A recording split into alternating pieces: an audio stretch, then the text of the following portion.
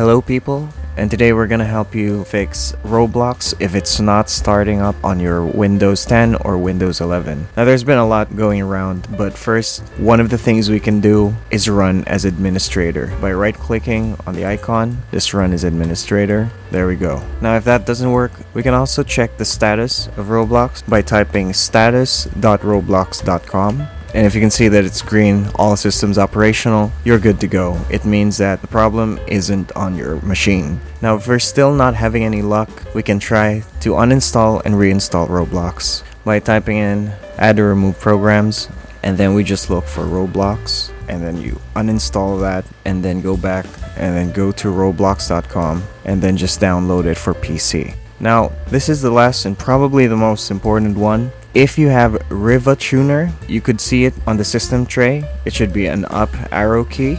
Riva Tuner. Yeah, you'll have to close that and it should work. Just close it from the system tray on the bottom right hand, and if it still doesn't work, you can leave a comment down below. Maybe we can help you out. But this closing Riva Tuner or MSI or any other FPS monitoring program has helped out. Thank you for watching, and if it did help, you can like and subscribe. See you again next time.